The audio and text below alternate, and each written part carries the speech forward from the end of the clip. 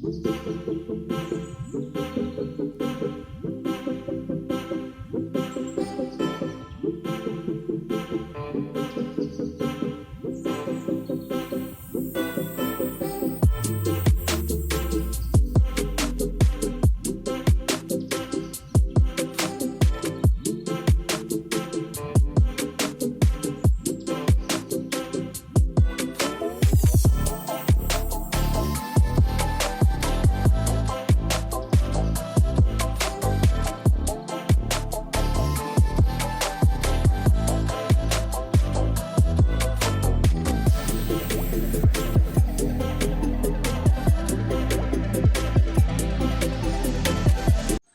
Hello friends, ಎಲ್ರಿಗೂ Sapna vlogs and kitchen ಚಾನಲ್ಗೆ ಸ್ವಾಗತ.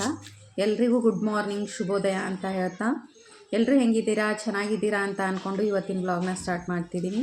ಇವಾಗ ಟೈಮ್ ಬಂದುಬಿಟ್ಟು 10:30 ಆಗಿತ್ತು. 10:30ಗೆ ನೋಡಿ ಎಷ್ಟೊಂದು ಬಿಸಿಲು ಬಂದುಬಿಟ್ಟಿದೆ ಅಂತ. ಮಳೆ ಕ್ಲೈಮೇಟ್ ಇದ್ದರೆ ಸಡನ್ನಾಗಿ ಮಳೆ ಬಂದುಬಿಡುತ್ತೆ, ಮಳೆ ಹೊಟ್ಟೋದ್ರೆ ಸಡನ್ನಾಗಿ ಬಿಸಿಲು ಬಂದುಬಿಡುತ್ತೆ. ಇವಾಗ ನಾನು ಮತ್ತು ನನ್ನ ಮಕ್ಕಳಿಬ್ಬರು ಅಂಗಡಿಗೆ ಹೋಗಿ ಬರೋಣ ಅಂತ ಹೋಗ್ತಿದ್ವಿ. ನೋಡ್ಬೋದು, ಅಂಗಡಿ ಹತ್ರ ಬಂದಿದ್ದೀನಿ. ನನ್ನ ಮಗ ಚಾಕ್ಲೇಟ್ ಕೊಡಿಸು ಅಂತ ಹೇಳ್ತಿದ್ದಾನೆ. ಸ್ವಲ್ಪ ಕೊತ್ತಂಬರಿ ಸೊಪ್ಪು ಮತ್ತು ಹಾಲು ಮೊಸರು ತೊಗೊಂಡು ಹೋಗೋಣ ಅಂತ ಬಂದಿದೆ. ಒಂದು 20 ರೂಪಾಯಿ ಕೊತ್ತಂಬರಿ ಕೊಡ್ರಿ. ಹಂಗೆ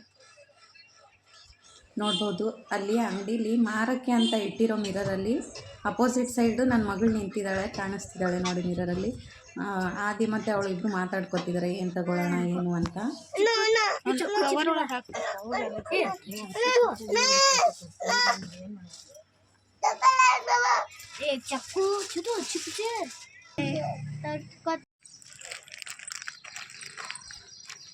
ಇಷ್ಟು ತಗೊಂಡು ಹೋಗ್ತೀವಿ ಮನೆಗೆ. ಅಂದರೆ ಸ್ವಲ್ಪ ಮೊಸರು ಹಾಲು ಬೇಕಿತ್ತು ಅಂತ.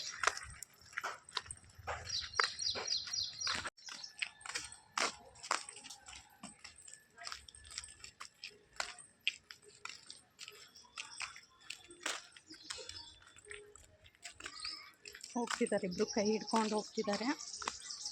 ಇಲ್ಲೇ ಸ್ವಲ್ಪ ಅಂಗಡಿಗೆ ಬಂದಿದೆ, ಅಂಗಡಿಯಲ್ಲಿ ಸಾಮಾನೆಲ್ಲ ತೊಗೊಂಡು ಮನೆಗೆ ಹೋಗ್ತಿದ್ದೀವಿ.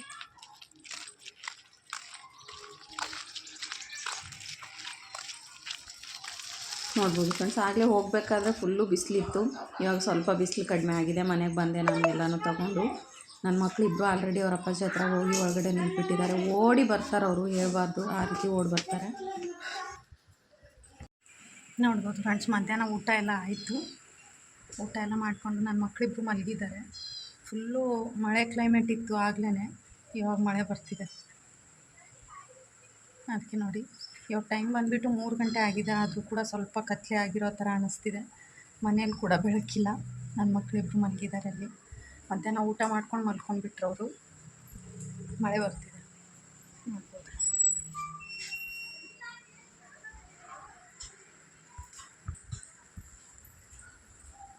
ನೋಡ್ಬೋದು ಫ್ರೆಂಡ್ಸ್, ಇವಾಗಷ್ಟೇ ಸ್ಟಾರ್ಟ್ ಆಗಿದೆ ಮಳೆ.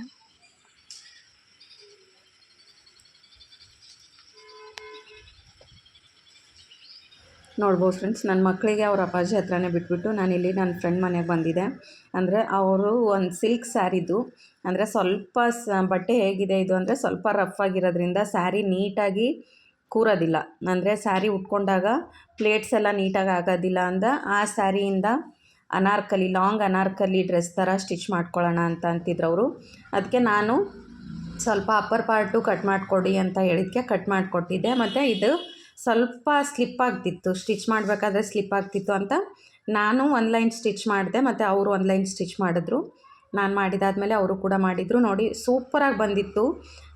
ಕೆಳಗಡೆ ಗಾಗ್ರಾ ರೀತಿ ಇರುತ್ತಲ್ವ, ಇದಕ್ಕೆ ಅಪ್ಪರ್ ಪಾರ್ಟ್ ಜಾಯಿಂಟ್ ಮಾಡಬೇಕು. ಅಂದರೆ ಬ್ಯಾಕು ಫ್ರಂಟು ಎರಡೂ ಕೂಡ ಕಟ್ ಮಾಡಿ ತೆಗ್ದಿದ್ದೀನಿ ನಾನು. ಜಾಯಿಂಟ್ ಮಾಡಬೇಕಷ್ಟೇ. ಬಟ್ ತುಂಬಾ ಚೆನ್ನಾಗಿ ಬಂದಿದೆ. ರೌಂಡು ಎಷ್ಟು ಚೆನ್ನಾಗಿ ಬಂದಿದೆ ಅಂದರೆ ನೋಡಿ, ನಾನು ಇಟ್ಕೊಂಡೇ ತೋರಿಸ್ತಿದ್ದೀನಿ ಎಷ್ಟು ಸೂಪರಾಗಿ ಕಾಣಿಸ್ತಿದೆ ಅಂತ. ಪಿಂಕು, ಬ್ಲೂ ಮತ್ತು ಗೋಲ್ಡನ್ ಕಾಂಬಿನೇಷನಲ್ಲಿದೆ ಸ್ಯಾರಿ. ತುಂಬಾ ಚೆನ್ನಾಗಿ ಬಂದಿತ್ತು, ಸೂಪರಾಗಿ ಬಂದಿತ್ತು. ಅಂದರೆ ಒಂದು ಸೈಡ್ ಇನ್ನೂ ಸ್ಟಿಚ್ ಮಾಡ್ಕೋಬೇಕು. ನಾನು ಪ್ಲೇಟ್ಸ್ ಎಲ್ಲ ಚಿಕ್ಕ ಚಿಕ್ಕದಾಗಿರೋ ಎಲ್ಲ ಪ್ಲೇಟ್ಸ್ನ ಮಾಡಿಕೊಂಡು ಇಟ್ಕೊಂಡು ನೋಡ್ತಿದ್ದೆ. ಇಲ್ಲಿ ಇವಾಗ ಅದು ಕೆಳಗಡೆದು ಗಾಗ್ರಾ ಎಲ್ಲ ಸ್ಟಿಚ್ ಮಾಡಿದ್ದಾದಮೇಲೆ ನೆಕ್ಕು ಅಂದರೆ ಫ್ರಂಟ್ ಪಾರ್ಟು ಬ್ಯಾಕ್ ಪಾರ್ಟು ತಕ್ಕೊಳ್ಳೋಣ, ಅಪ್ಪರ್ ಪಾರ್ಟ್ ತೆಗೆದು ಬಿಡೋಣ ಕಟ್ ಮಾಡಿ ಅಂತ. ಅವ್ರ ಸೈಜ್ದು ಒಂದು ಬ್ಲೌಸ್ ಸೈಜ್ ಏನಿರುತ್ತಲ್ವ ಅದರದ್ದು ಪೇಪರ್ ಕಟ್ಟಿಂಗ್ ಇತ್ತು, ಹಿಂದೆ ಮಾಡ್ಕೊಂಡಿರೋದು ಅನಿಸುತ್ತೆ. ಅದು ಪೇಪರ್ ಕಟ್ಟಿಂಗ್ನ ಇಟ್ಕೊಂಡು ಅದೇ ಸೇಮ್ ಸೈಜಲ್ಲಿ ಸ್ವಲ್ಪ ಮಾರ್ಜಿನ್ ಬಿಟ್ಕೊಂಡು ನಾನು ಕಟ್ ಮಾಡ್ಕೊತಿದ್ದೀನಿ. ಅಂದರೆ ಅನಾರ್ಕಲಿ ಡ್ರೆಸ್ಗೆ ಅಪ್ಪರ್ ಪಾರ್ಟ್ ಸ್ವಲ್ಪ ಜಾಸ್ತಿ ಬೇಕಲ್ವ, ಅದಕ್ಕೆ ಸ್ವಲ್ಪ ಜಾಸ್ತಿ ಇಟ್ಕೊಂಡೇ ತೆಗಿತಿದ್ದೀನಿ. ನೆಕ್ಕು ಇದು ಬ್ಯಾಕ್ ನೆಕ್ ತೊಗೊಂಡಿರೋದು ನಾನು ಜಾಸ್ತಿ ಡೀಪ್ ಇದೆ ಬ್ಲೌಸ್ದು, ನಾನು ಕಡಿಮೆ ಡೀಪ್ ತೊಗೊಂಡು ನೋಡಿ ಅಪ್ಪರ್ ಪಾರ್ಟ್ ಕಟ್ ಮಾಡ್ಕೊತಿದ್ದೀನಿ. ಇದು ಲೈನಿಂಗ್ ಪೀಸು, ಅಂದರೆ ಫಸ್ಟು ಲೈನಿಂಗ್ ಪೀಸ್ ಕಟ್ ಮಾಡಿಬಿಟ್ಟು ತೆಗೆದುಬಿಟ್ರೆ ಆಮೇಲೆ ಮೇನ್ ಸ್ಯಾರಿ ಪಾರ್ಟ್ ಏನಿರುತ್ತಲ್ವ ಅದನ್ನು ಕಟ್ ಮಾಡ್ಕೊಂಡು ಬಿಡ್ಬೋದು ಅಂತ ಫಸ್ಟು ಲೈನಿಂಗ್ ಪೀಸನ್ನೇ ಮಾರ್ಕ್ ಮಾಡ್ಕೊಂಡ್ಬಿಟ್ಟು, ಯಾರೇ ಆಗಲಿ ಒಂದು ಬ್ಲೌಸ್ ಕಟ್ಟಿಂಗ್ ಪೇಪರ್ ಇದ್ದರೆ, ಅಂದರೆ ನಮ್ಮ ಸೈಜ್ದು ಬ್ಲೌಸ್ ಸೈಜಲ್ಲಿ ಕಟ್ ಮಾಡಿರೋ ಪೇಪರ್ ಇದ್ದರೆ ಆ ಪೇಪರ್ನೇ ಇಟ್ಕೊಂಡ್ಬಿಟ್ಟು ನಾವು ಅನಾರ್ಕಲಿ ಡ್ರೆಸ್ಗೆ ಸ್ಟಿಚ್ ಮಾಡ್ಕೊಳ್ಳೋದಕ್ಕೆ ಅಂತ ಅಪ್ಪರ್ ಪಾರ್ಟ್ನ ಕಟ್ ಮಾಡ್ಕೋಬೋದು. ಅದೇ ಅಳತೆಯಲ್ಲಿ ಅದು ಕೂಡ ಚೆನ್ನಾಗಿ ಬರುತ್ತೆ. ನಾನು ಇಲ್ಲಿ ಫ್ರಂಟ್ ನೆಕ್ಗೆ ಸ್ವಲ್ಪ ರೌಂಡಲ್ಲಿ ತೆಗೆದುಬಿಟ್ಟು ಕೆಳಗಡೆ ಚಿಕ್ಕದಾಗಿ ವಿ ಶೇಪಲ್ಲಿ ಕಟ್ ಮಾಡಿಕೊಂಡೆ. ಬ್ಯಾಕ್ ನೆಕ್ ಬಂದುಬಿಟ್ಟು ರೌಂಡಲ್ಲೇ ಕಟ್ ಮಾಡಿದ್ದೀನಿ. ತುಂಬಾ ಚೆನ್ನಾಗಿ ಬಂದಿತ್ತು. ಫ್ರಂಟ್ದು ನೆಕ್ ನಾನು ಸ್ಟಿಚ್ ಮಾಡಿಕೊಟ್ಟು ಬಂದೆ ಅವ್ರಿಗೆ, ಬ್ಯಾಕು ಅವ್ರು ಸ್ಟಿಚ್ ಮಾಡ್ಕೊತೀನಿ ಅಂತ ಹೇಳಿದ್ರು. ಬಟ್ ಘಾಗ್ರಾ ಘೇರ್ ಮಾತ್ರ ತುಂಬಾ ಚೆನ್ನಾಗಿ ಬಂದಿತ್ತು, ಅಂದರೆ ರೌಂಡು ತುಂಬಾ ಚೆನ್ನಾಗಿ ಬಂದಿತ್ತು. ಸ್ಯಾರಿದು ಹೈಟ್ ಸ್ವಲ್ಪ ಜಾಸ್ತಿ ಇದ್ದರೆ ಸ್ಯಾರಿನ ಕಟ್ ಮಾಡೋ ಅವಶ್ಯಕತೆ ಏನಿರೋದಿಲ್ಲ, ಕರೆಕ್ಟಾಗಿ ಕೂತ್ಕೊಂಡು ಬಿಡುತ್ತೆ.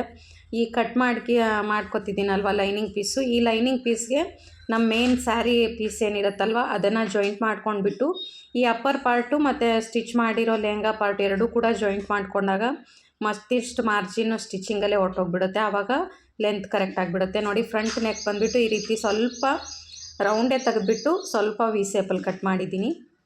ತುಂಬಾ ಚೆನ್ನಾಗಿ ಬಂತು ಅದು ಕೂಡ.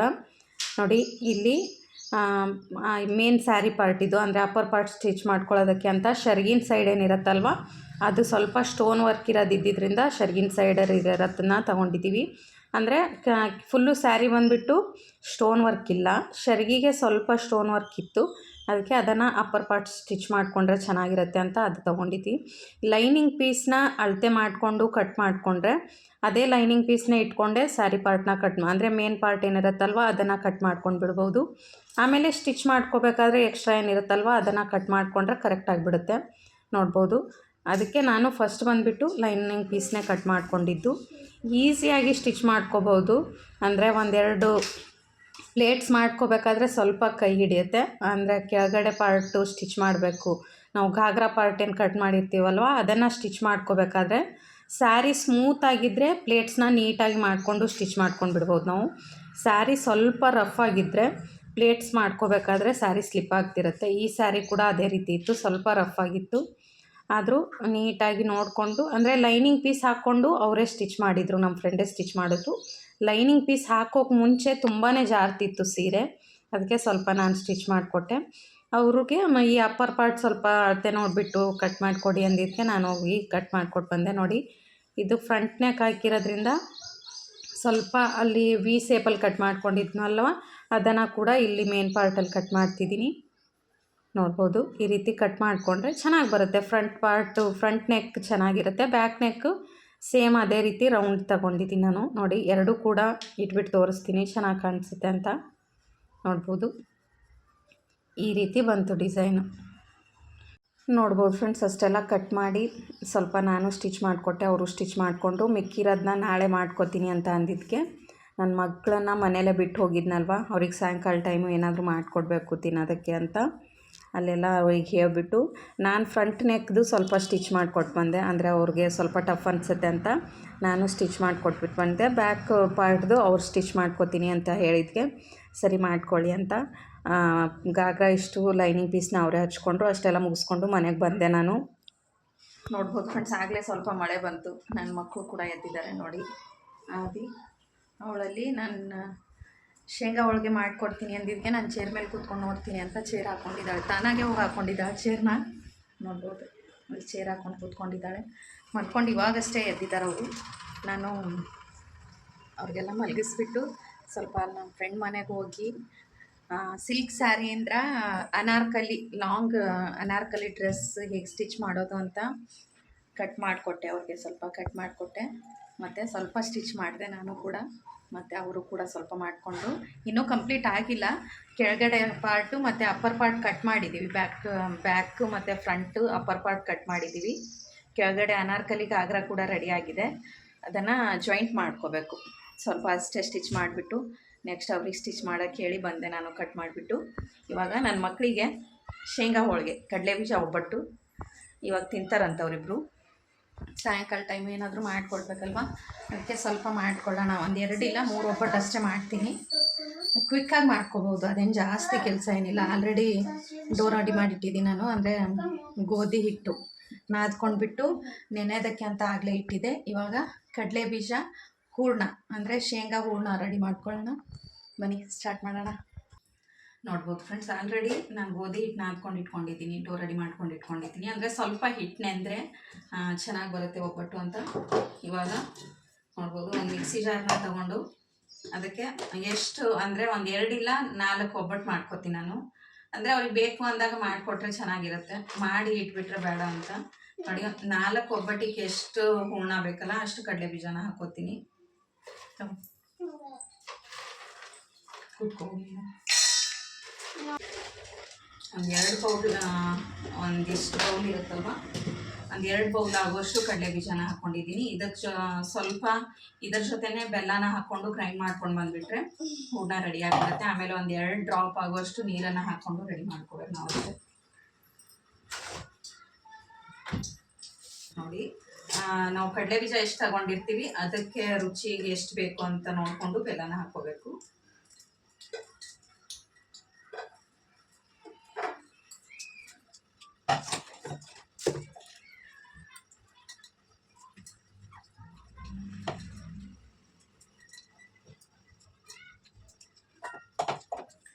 ನೋಡ್ಬೋದು ಕಡಲೆ ಬೀಜ ಮತ್ತು ಬೆಲ್ಲನ ಈ ರೀತಿ ಮಿಕ್ಸಿ ಜಾರ್ನ ಹಾಕ್ಕೊಂಡಿದ್ದೀನಿ. ಇದಕ್ಕೆ 1 ಏಲಕ್ಕಿನ ಹಾಕ್ಕೊತೀನಿ, ಅಂದರೆ ಫ್ಲೇವರ್ಗೆ ಅಂತ. ಸಿಪ್ಪೆ ತೆಗೆದುಬಿಟ್ಟು ಏಲಕ್ಕಿ ಒಳಗಡೆ ಇರೋ ಬೀಜನ ಹಾಕ್ಕೊಂಡು ಇವಾಗ ಗ್ರೈಂಡ್ ಮಾಡ್ಕೊಂಡು ಬಂದ್ಬಿಡೋಣ.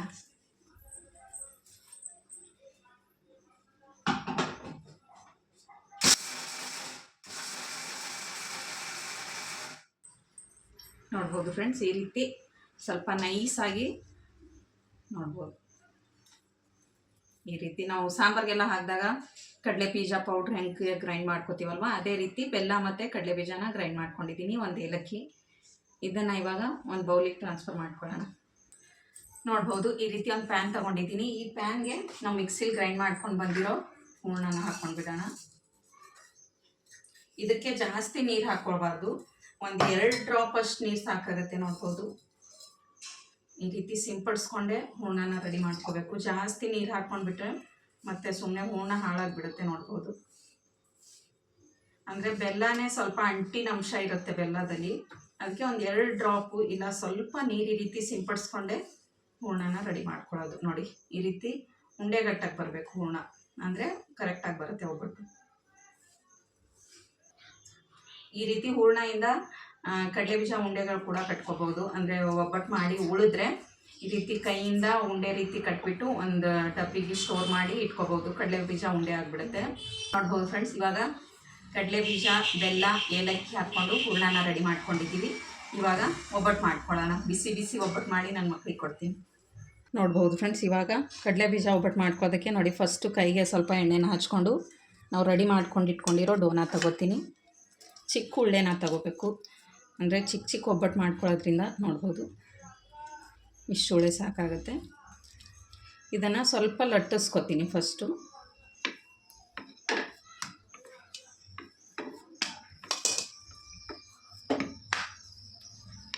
ನೋಡಿ ಈ ರೀತಿ ಪ್ರೆಸ್ ಮಾಡ್ಕೊಂಡ್ಬಿಟ್ಟು ನೋಡಿ ಇದರಲ್ಲಿ ಹೂರ್ಣ ತುಂಬೋದಕ್ಕೆ ಬರಬೇಕು, ಆ ರೀತಿ ಲಟ್ಟಿಸ್ಕೋಬೇಕು. ಇವಾಗ ಕೈಗೆ ಇನ್ನೊಂದು ಸ್ವಲ್ಪ ಎಣ್ಣೆನ ಹಚ್ಕೊಂಡು ನಾವು ರೆಡಿ ಮಾಡ್ಕೊಂಡಿರೋ ಕಡಲೆ ಬೀಜ ಹೂರ್ಣನ ಇದಕ್ಕೆ ಹಾಕ್ಕೊಂಡು ಬಿಡೋಣ. ನೋಡಿ ಈ ರೀತಿ ಮಧ್ಯದಲ್ಲಿ ಫಿಲ್ ಮಾಡಿಕೊಂಡು ಕ್ಲೋಸ್ ಮಾಡ್ಕೋಬೇಕು.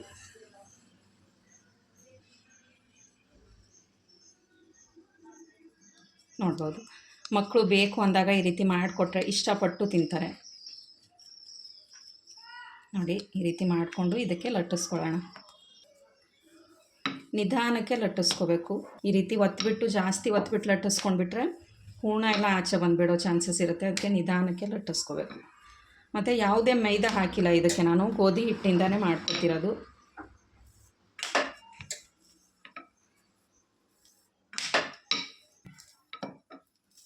ನೋಡ್ಬೋದು ಈ ರೀತಿ ನಿಧಾನಕ್ಕೆ ಲಟ್ಟಿಸ್ಕೊಂಡ್ರೆ ಸೂಪರಾಗಿರೋ ಕಡಲೆ ಬೀಜ ಒಬ್ಬಟ್ಟು ರೆಡಿ ಆಗಿಬಿಡುತ್ತೆ ನೋಡಿ. ನೋಡ್ಬೋದು ಈ ಕಡೆ ತವಾ ಕೂಡ ಚೆನ್ನಾಗಿ ಬಿಸಿಯಾಗಿದೆ.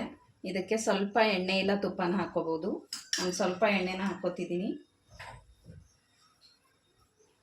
ತುಪ್ಪ ತಿಂತೀರಾ ಅಂದರೆ ತುಪ್ಪ ಹಾಕ್ಕೊಂಡು ಕೂಡ ಬೇಯಿಸ್ಕೋಬೋದು. ನೋಡಿ ಎಣ್ಣೆ ಹಾಕ್ಕೊಂಡಾದ್ಮೇಲೆ ನಾವು ರೆಡಿ ಮಾಡ್ಕೊಂಡಿರೋ ಒಬ್ಬಟ್ಟನ್ನ ಇದಕ್ಕೆ ಹಾಕ್ಕೊಂಡ್ಬಿಡೋಣ. ಇದು ಒಂದು ಕಡೆ ಚೆನ್ನಾಗಿ ಬೆಂದಾದ್ಮೇಲೆ ಇನ್ನೊಂದು ಕಡೆ ತಿರುಗಿಸ್ಕೊಂಡು ಹಾಕ್ಕೊಂಡು ಬೇಯಿಸ್ಕೋಬೇಕು. ಒಬ್ಬಟ್ಟನ್ನ ಹಾಕಿದಾದ್ಮೇಲೆ ಮೇಲೆಯಿಂದ ಕೂಡ ಸ್ವಲ್ಪ ಎಣ್ಣೆ ಹಾಕ್ಕೊತೀನಿ. ನೋಡಿ ಚೆನ್ನಾಗಿ ಬೇಯ್ತಿದೆ. ಇವಾಗ ಇದನ್ನು ನಿಧಾನಕ್ಕೆ ತಿರುಗಿಸ್ಕೊಂಡು ಹಾಕ್ಕೋಬೇಕು.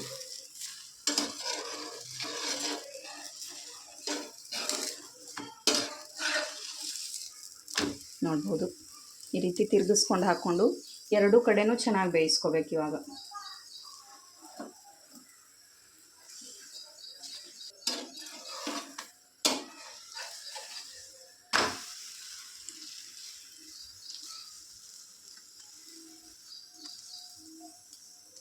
ನೋಡ್ಬೋದು ಬಿಸಿ ಬಿಸಿ ಒಬ್ಬಟ್ಟು ರೆಡಿ ಆಗಿಬಿಡುತ್ತೆ.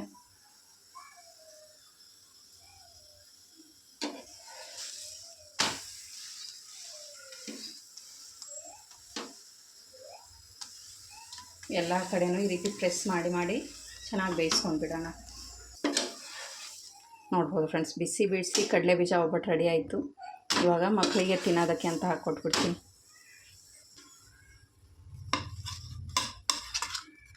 ನೋಡ್ಬೋದು ಎಷ್ಟು ಚೆನ್ನಾಗಿ ಬಂದಿದೆ ಅಂತ.